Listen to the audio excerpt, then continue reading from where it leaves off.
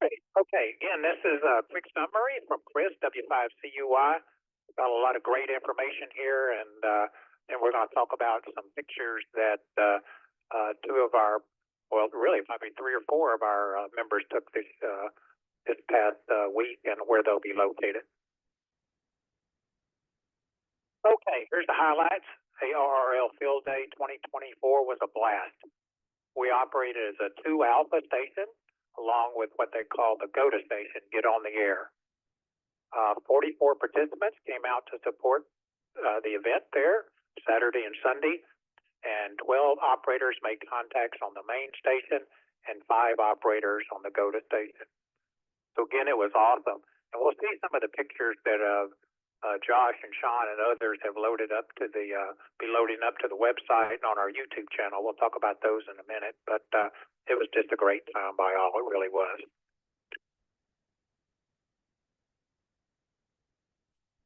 Okay, we had a total of 708 contacts on the main club stations, and we had 287 contacts on the GOTA station.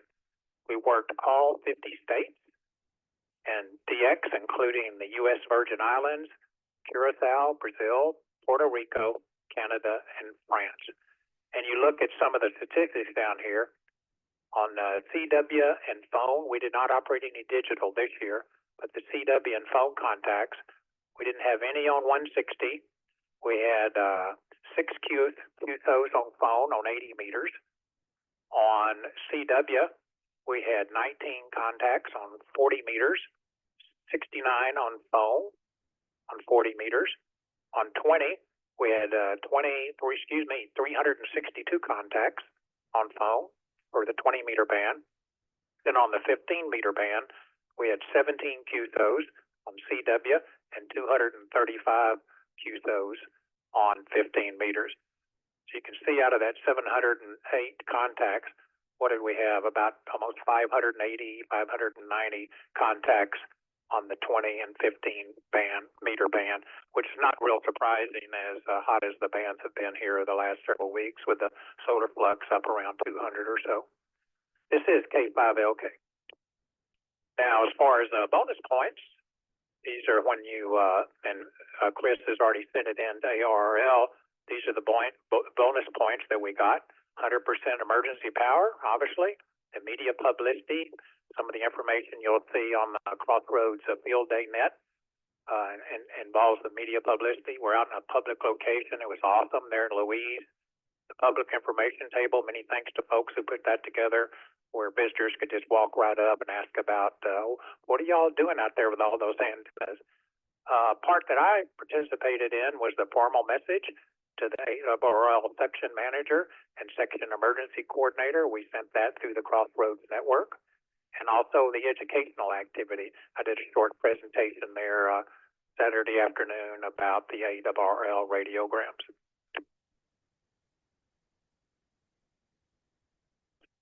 We also had a safety officer, social media coverage, and then we got the GOTA coach bonus. So you can see all the activity of club members, we had a lot of extra points this year. It's just awesome. So here kind of just to wrap this up real quick, just thanks to everybody for an amazing 2024 field day. Special thanks to all those folks that came out on Saturday morning, helped set up, and take down on Sunday, operate, and welcome the public out to the location we were at. It is just awesome. Many thanks to Scott, KC5RXW, for coordinating the food and drinks to keep us fed and hydrated. And special thanks to WB8 FEB's XYL for those awesome cookies. Rick, I ate a bunch of those. They were really cool. Thank you. Tell her thank you.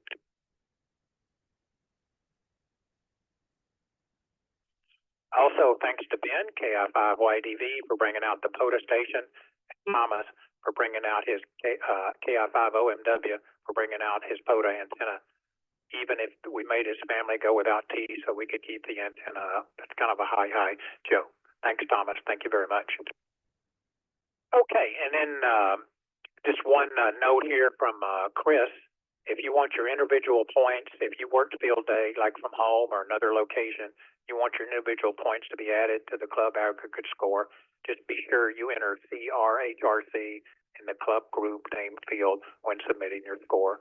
Crossroads will get extra credit for that.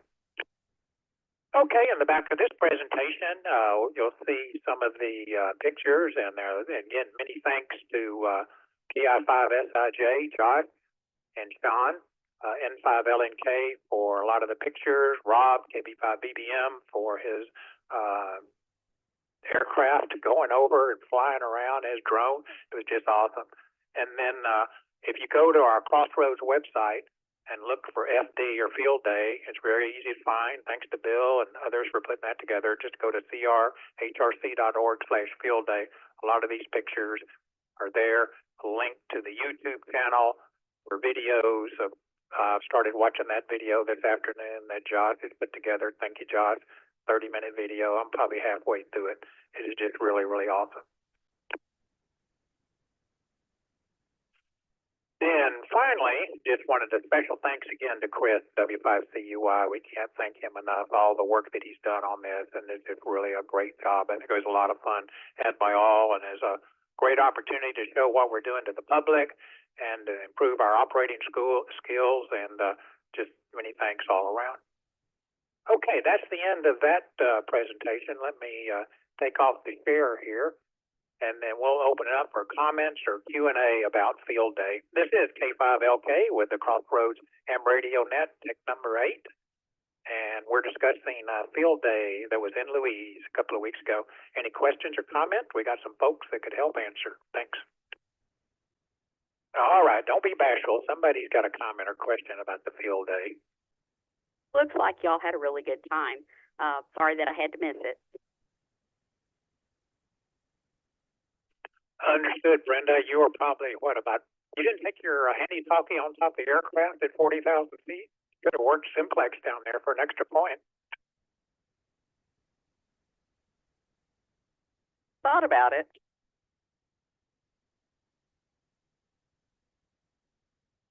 I think I just want to talk about the facility. Maybe Bill, W5ITZ, or one of the others. Just it's an awesome facility, and I think we're planning on going back there next year. Any thoughts, Bill?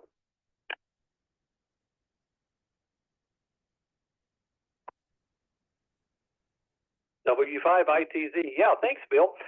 Yeah, this was the first time that we had the opportunity to use the location that's called the Mill in Louise, Texas.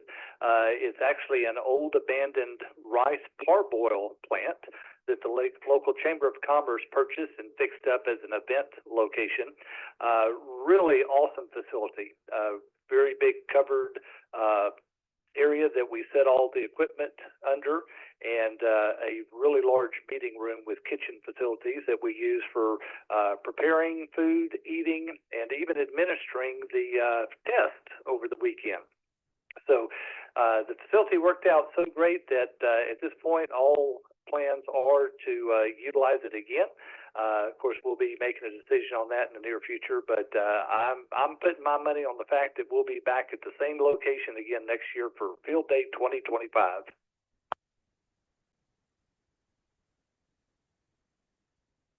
Thank you, Bill. Yeah, that was just an awesome place all around. Really, really enjoyed it.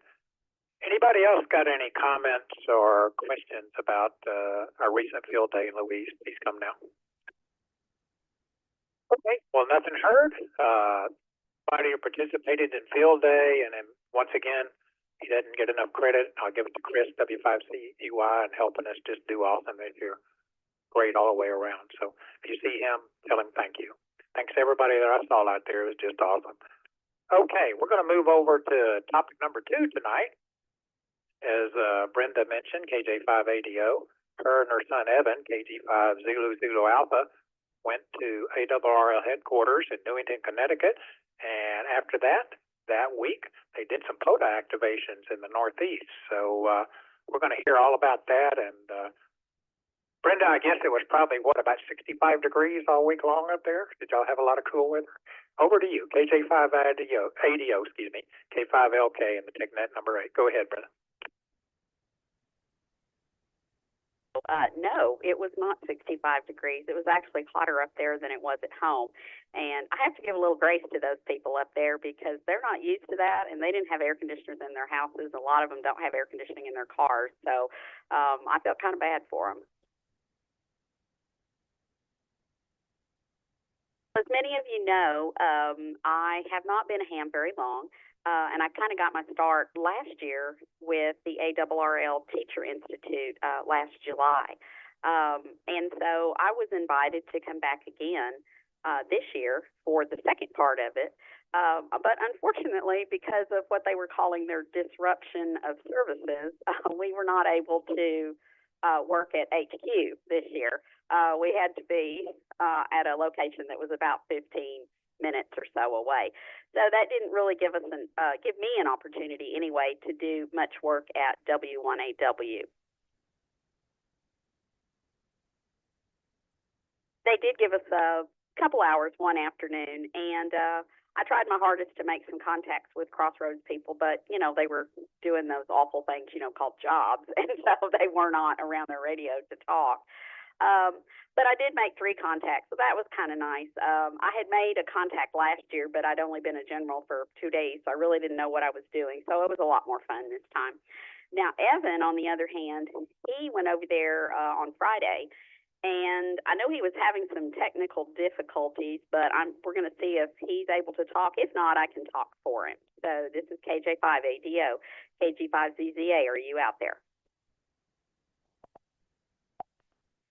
KJ5ADO, this is KG5ZZA. Yeah, we're back up and running after our electrical glitch here earlier, but anyway, yeah, second one today. But anyway, I'm here.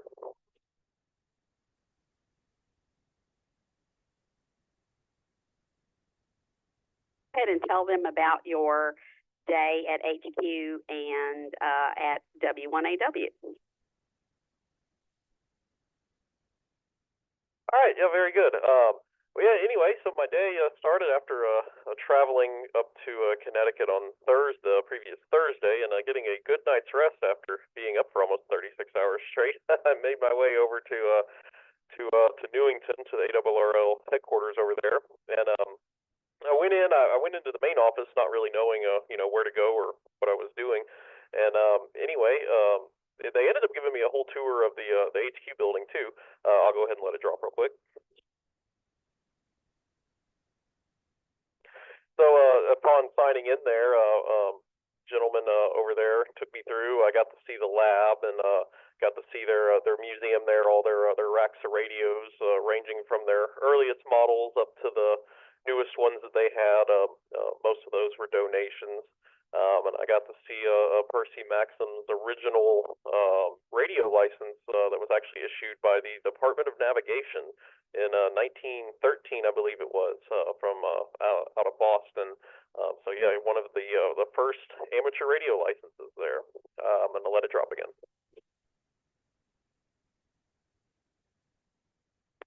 And then after that, got to go see their RF safe room, RF free room, whatever you want to say, wherever they go do testing of new devices, make sure they're in compliance with FCC regulations and all that. So yeah, that was a pretty cool unexpected bonus tour that I really wasn't expecting to get.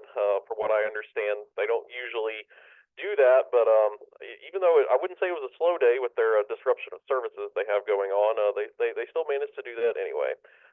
So the next, I went across to the original building, the W1AW building over there, and got to operate, and I will explain that after I let it drop.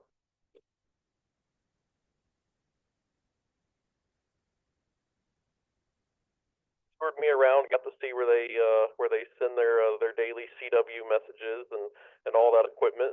That was really cool to see. And then I got to operate in Studio 2, so I was running their Yaesu FT2000. Well, it sounds like he's still having technical difficulties. So I wasn't there, but I know he told me he was pretty excited about it. He made about 20 contacts that day, all on 10 meters, I believe. But one of the contacts was a gentleman that had just gotten his general license, and the contact with Evan was his first contact as a general, and he didn't realize what W1AW was until Evan explained it to him. And so, that's a pretty cool one to get for your very first contact.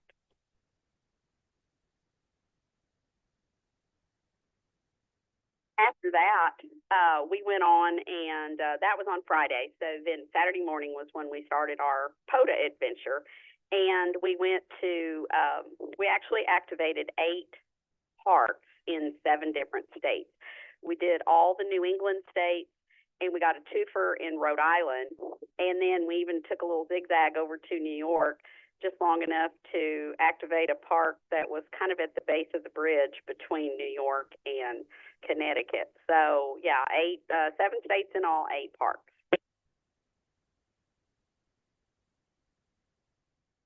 Hey, Brenda, I think Evan's got his battery back. If you had anything else to say, don't mean to interrupt you, but he is related to you, so I got to be nice too. Head, Evan.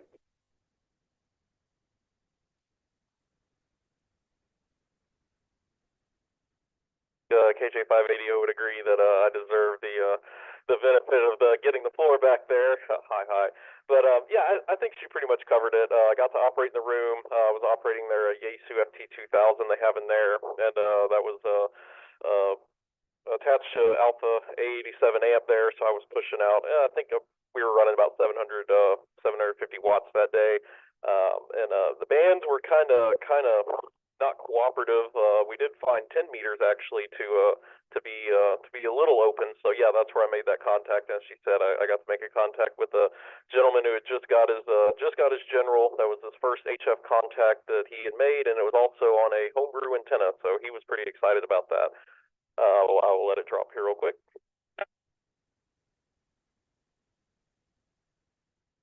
But yeah, I would say 20 to 25 contacts, and I operated about an hour, so it wasn't a pile up by any means, but it was definitely a good time, and yeah, got to operate. Got a few contacts in Mexico. I think I got 2 in Mexico, 1 in Canada.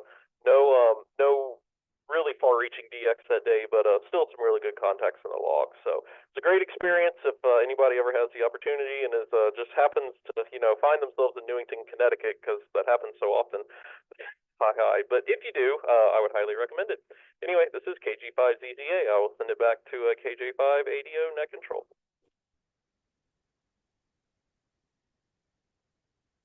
Glad you could get back to us.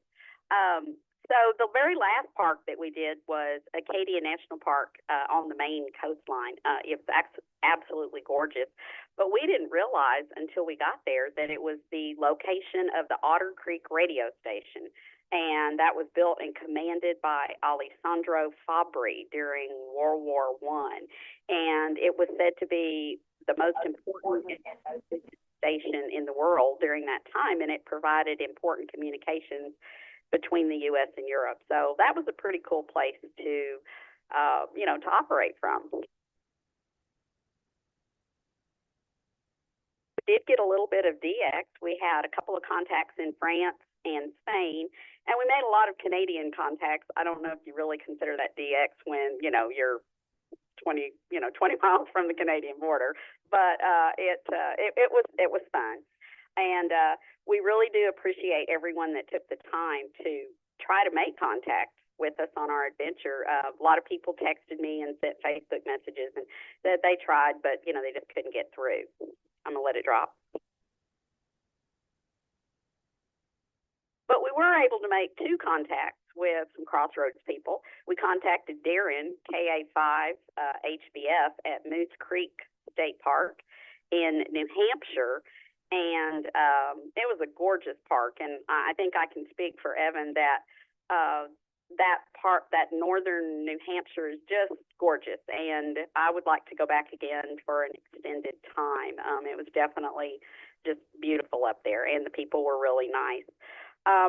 But the star was Phil, W5CPO. So we actually contacted him, or he contacted us twice.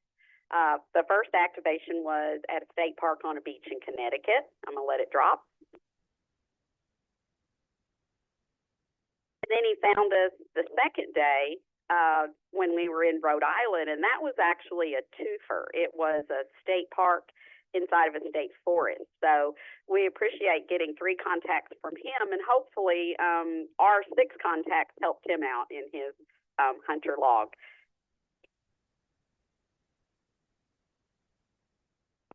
As far as the equipment that we used, since I had to fly, it had to be pretty compact. And so I carried my FT891 in my backpack, and I had a 12 amp hour BioNO battery. That was the largest battery that I could take on, on as a carry-on. And I had read somewhere to print out the TSA regulation just in case, and boy, I'm glad I did. I'm going to let it drop. They kind of questioned it in Houston until I pulled out the regulation and showed them their own regulation, and then they sent me on my way. I had a homemade 40-meter in-fed half-wave antenna that is very similar to a PAC-tenna. So it worked really well. I mean, we made contacts with Bill and Darren and France and Spain, so I was very happy with how it worked. And then we used a Soda Beam carbon 6 mast that also fit in my backpack. It extends to about 17 feet, and it worked pretty well. I'm gonna let it drop. We also had the Rig Expert stick antenna analyzer that is conveniently in an electric toothbrush case. It works really well. And then I had a tuner as well. Now, it didn't fit in my backpack, but it's real small, and I just carried it on another carry-on bag. That's all I have, unless anybody's got any questions. This is KJ5ADO.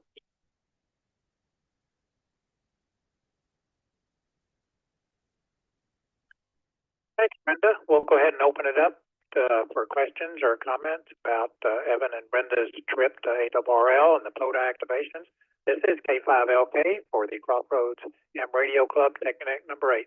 Any comments or questions for Brenda and or Evan? Please come now. W5ITZ.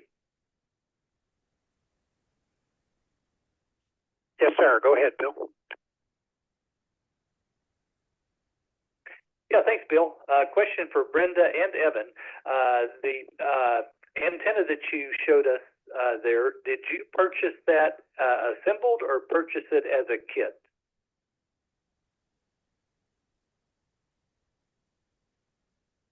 Actually, I just found the instructions online and I built it myself. I'll be happy to share the resources that I used. I used a video and then some documentation I found online.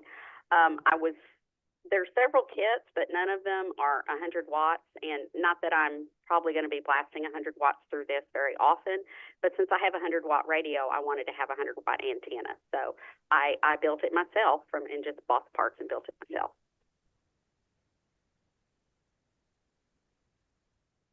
Yeah, very good, Brenda. I'd be interested in seeing the resources that you used. I'd like to have one of those myself. Thank you very much. W5ITZ.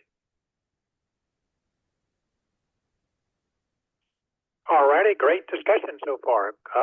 Questions, comments for Evan or Brenda? Please come now. KI5 HVF. Go ahead, Mr. Seeley Man. Yeah, I believe, Brenda, I think you told me before, but the reason that was the largest battery you could take was because of the amp hours, if I'm correct. The 12 amp hours is the largest you can take on a plane.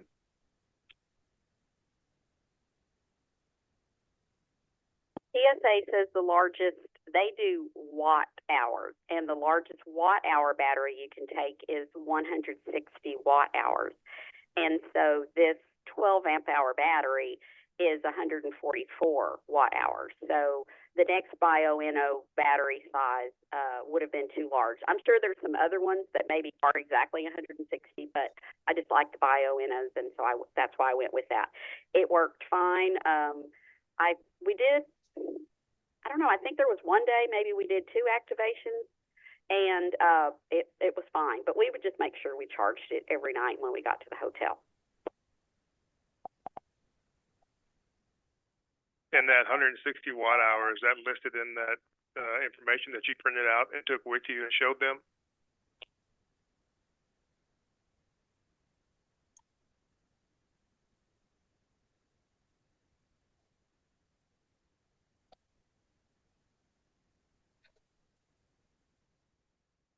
Say again, Brenda, I think we lost your audio there. Can you hear me now?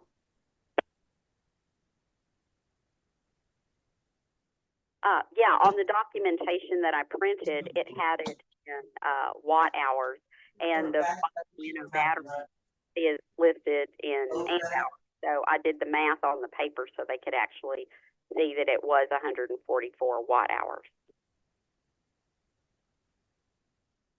Okay, yeah, pretty smart, because I can just see a bunch of people standing around with a calculator at the TSA line. But all right, appreciate you, and good education on the battery and flying. So KI5 HVF, back to net. Alrighty, great discussion. This is K5LK with Crossroads Ham Radio Club Tech Net number 8. Anybody else like to provide comments or questions for Brenda? Or please come down. A long way home. I know. That's all right. Okay, I got a general question for Brenda or Evan. You know, we've done Crossroads, we've done 2 POTA activations so far, right? Under the W5LCR, you know, umbrella call. Stephen F. Austin State Park out by Sealy, and then the Brazos Bend State Park down Richmond, Rosenberg area.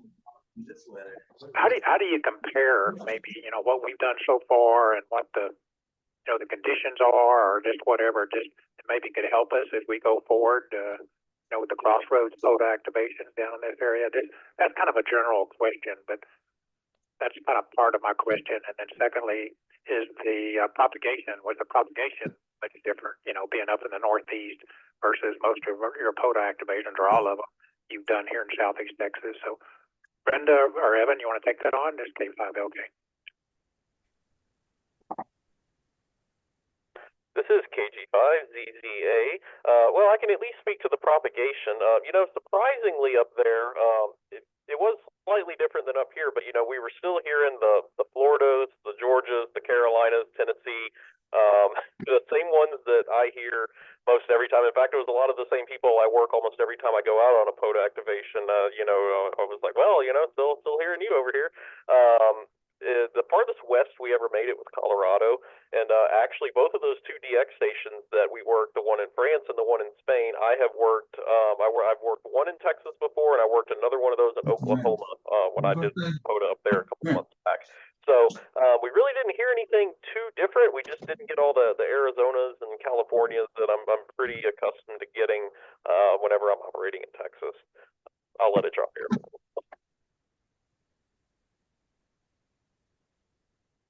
And as far as the club activations go, I can't speak for the Brazos Bend one, as I was not able to attend that one.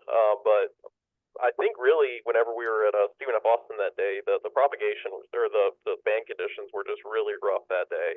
And it sounds like it was that way at Brazos Bend as well. So I think y'all have just been unlucky on that. I really don't have any other feedback at this point. I mean, I don't see anything that you're doing wrong. I think it's just y'all just been unlucky on the days that that you've gone out there. And you know, I've had that happen too. Sometimes you really have to fight to get those just even 10 contacts. We had one day, I think it was that one. I don't remember exactly which one it was. I think it's when we were in Massachusetts. We really had to fight hard to get the 10 that day. So that just happens sometimes. Anyway, KG5ZZA, back to net.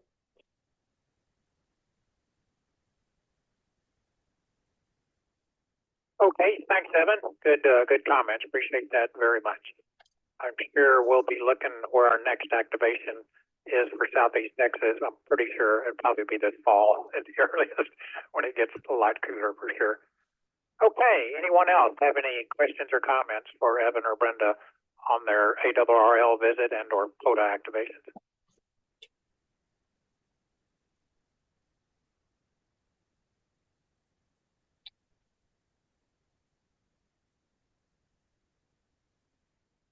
Evan, I'm going to ask just a general question here, but I'm sure a lot of people, your visit W1AW, and operating up there, a lot of people, probably including me, it's on our bucket list. I've never been there. I would like to do that. I'd like to go to Hamcation down in Florida, and I'd like to go to Dayton Hamfest too. So those are the top three probably. Just is pretty cool as you thought it might be.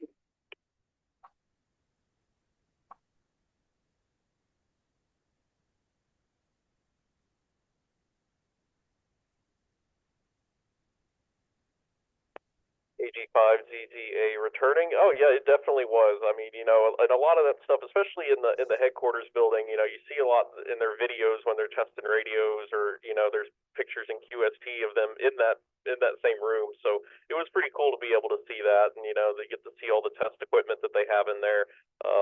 Like I said, that was kind of a bonus. I don't know if they always do that, but even just in the actual W1AW station building, which is across the parking lot from their headquarters building, it's the old 1914 building there. You get to see the old spark gap transmitter. They don't turn it on anymore. Apparently they were getting too many complaints from the neighbors. I guess it was messing with their Wi-Fi signals and stuff. But it's still cool to see that, see Percy Maxon's desk, and then just all the stuff they have going on in there. I mean, I didn't want to take up too much of their time, and I was there at the late morning, kind of right before lunchtime, so I didn't want to hang around too long, but got to operate. It was definitely a great experience.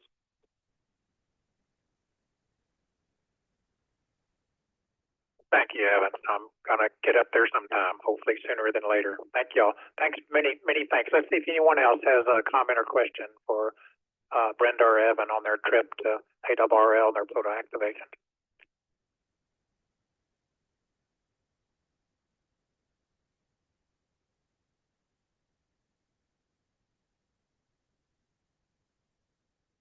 Okay, well, nothing heard. Many thanks, Brenda and Evan. That was awesome. Thank y'all for sharing that. It's really, really cool. At this time, we're going to open the net to any amateur radio tech-related questions. Does anybody have any just general questions or comment about the technical part of the hobby? Please come now with your call sign, and we'll have you answer that question or provide your comment. Please come now. Well, I'm going to try to get it going. Any of our Tech Net team members, y'all want to ask a question or comment? Anything y'all are working on? We still got some time here. Any thoughts from any of y'all? KI5HVS. Yes, sir, Darren. Thank you. No problem. Yeah, this is for Josh, KI5SIJ. Hey, I noticed you sent an email out about the Sherry Pi nodes, and I'm kind of curious if you can talk about that a bit. And I know you were going to put in a group buy or something, or buy some of them and sell them. I'm not sure what that was all about. Could you talk about that a bit?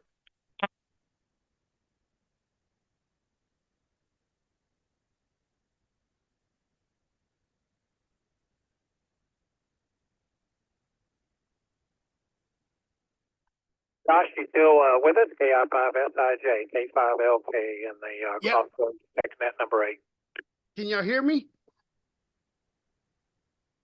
Is it RF only? Hello. Is anybody else? I saw the email. I haven't talked to Josh about it. Has anybody got any update? Josh, are you there? To Josh about the Yeah. Can you hear me, Robert? Yeah, hold on just a second. Hold on. Either a kid or or fully built. Got any thoughts on that? Any update? This is KB5 PBM third party traffic. Go ahead, Josh. All right. Thank you, Robert, for patching me in through Zoom out to RF there. This KI5SIJ. So yeah, many of y'all have seen the email, I'm sure. I'm going at field day. A couple people approached me about all-star nodes, and so I've got quite a few Sherry Pie hats built over the last year or so. And so, since there was some interest, and we have done a Sherry Pie, we've done some all-star training through the Tech Net here. Was just trying to get a general interest of what was out there, and instead of everybody having to put their own order in, if they want to order some, I'm putting some kits together where I'm buying all the parts, and you can do it as a DIY project yourself, or you can purchase one for a few extra bucks. I'll assemble it for you, and it'll be ready to go. So if y'all want, just respond back to my email there, and I'm probably going to place that order probably later this week. And last time I checked, there's about a 6 to 8 week lead time. So I'll let it drop so we don't time out the repeater there.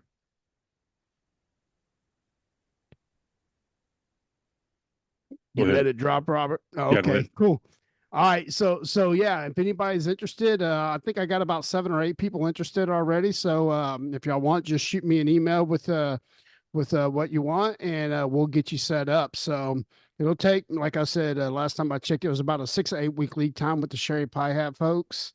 And the Raspberry Pis are a little bit easier to get and a lot cheaper today than what they were the last round that I did. So um, I personally do have a preference. I like the full size nodes that run off the Raspberry Pi 4, the full size ones. I have built a couple of the smaller Raspberry Pi Zero nodes. I'm still playing around with those. They still seem to have a little bit of encoding problem from time to time that I'm still trying to work out. But for those that are interested, I recommend the VHF. I recommend the UHF model of the device. Has a shorter antenna and seems to be a little bit smaller. You can put it in tighter spaces and whatnot because it doesn't have a huge antenna on it. So that is my preference, and that's what I've been recommending to everybody. But I've been using one now for a couple of years and really like it. So if anybody's interested, just shoot me an email and I'll return it back to Net Control, KI5SIJ. Thank you, Robert, for the patch. All right, that was third party Josh. KB5PBM back to Net Control.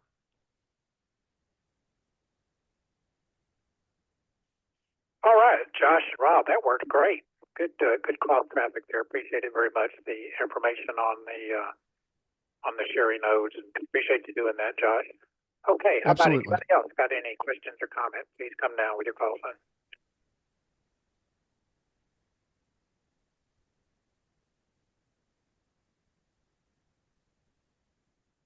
I think that was you, Brenda. You're a little quick on the mic. Go ahead. I just wanted to kind of add to what Josh said. I have a Sherry Pie node that's was built on a Pi 4, and it's the UHF version. And I actually took that on our trip with us, and that's how we were able to participate in the Crossroads Nets while we were out of town. KJ5ADO.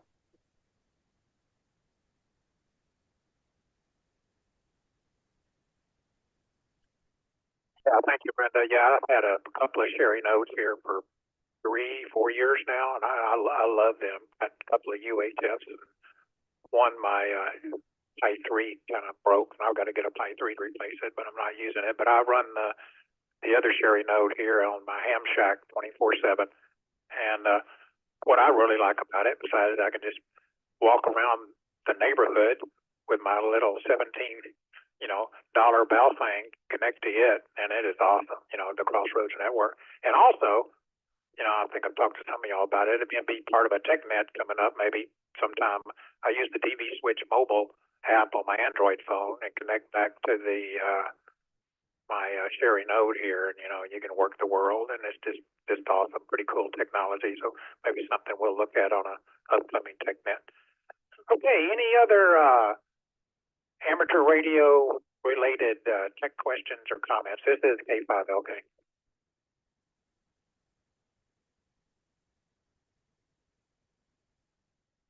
KI5HVF. Yeah, Darren, go ahead, please. Bill, W5ITZ. I noticed that the All-Star monitor was down today on the website, and I haven't looked lately. Is that back up? Or were you even aware of that?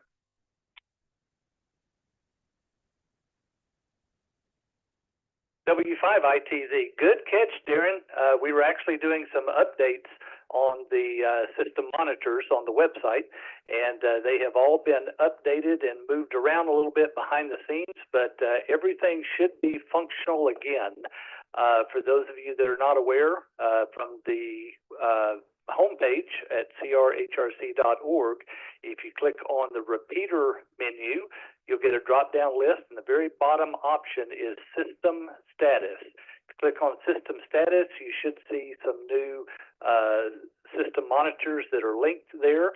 A lot of good information on All-Star connections, Fusion connections.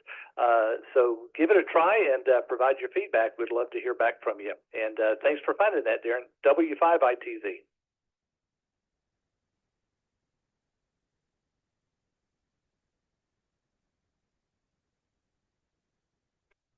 No problem, Bill. Yeah, because I was sitting there trying to refresh the link that went down, but it's not working, so it must be a new link. But anyway, I'm on it now, so I appreciate it. Good discussion, guys. All righty. One last time here. Any tech-related, amateur radio tech-related comments or questions before we take late check-ins and move over to the Zoom brag queue?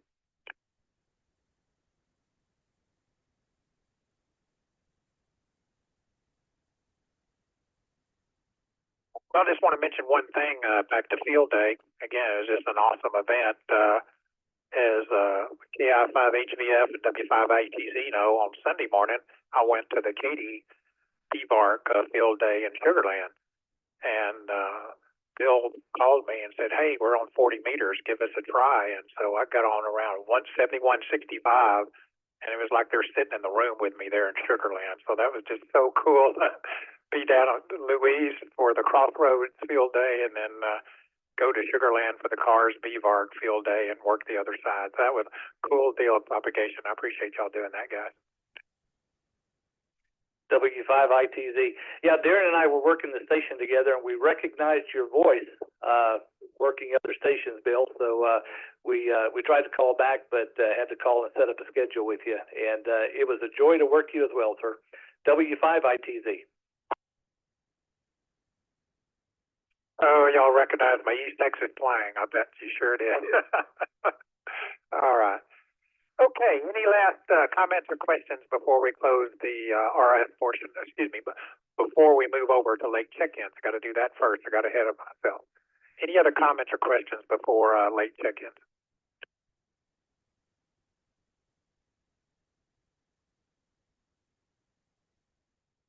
All right, let's see if we got some late check-ins if you want to get into the log. This is K5LK with Tech Net number 8 from the Crossroads Ham Radio Club. Have any late check-ins? Want to get into the log with Darren? Give us your call sign phonetically twice, your name and location, please. Kilo 5, Kilo X-ray Foxtrot. Kilo 5, Kilo X-ray Foxtrot. Monty in Port Alto.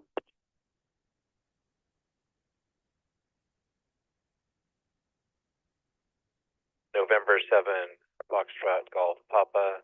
November 7, Foxtrot Golf Papa. Dispatch in Houston.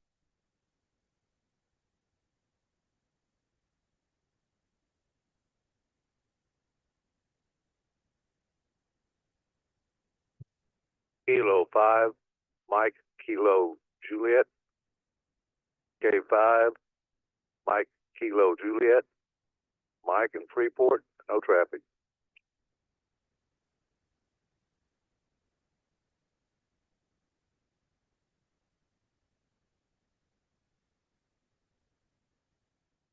Acknowledge K5KXF, N7FGP, K5MKJ. Any correction on those?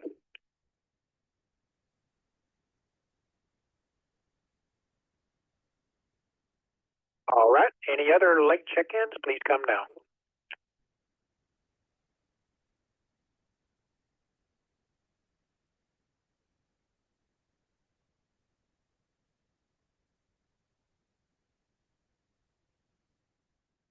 All right, nothing heard. We'll go ahead and close the net. I want to remind everybody our next Tech Net will be on Monday, August the 5th. It'll be coming up pretty quickly. We'll start getting some information about it and our topics the next couple of weeks. If you have input on which topics we should focus on in the Tech Net, feel free to go to the Tech Net website at the Crossroads Club or email technet@crhrc.org. I'd like to thank everybody that participated in tonight's Tech Net number 8.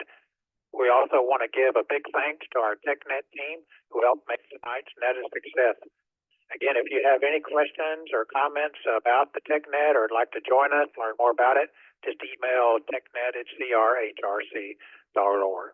And as I mentioned earlier, a few of us are going to stay in the Zoom for a RAGQ session. So if you want to do that, you're welcome to join us if you have that capability. I'll now close the RF session of the Crossroads Ham Radio Club's monthly Tech Net. This is K5LK, returning the repeaters back to normal amateur radio use. 73, good night, everybody. You have been listening to a TechNet presentation of the Crossroads Ham Radio Club. For more information on this club, go to www.crhrc.org. For information on upcoming TechNets, go to technet.crhrc.org.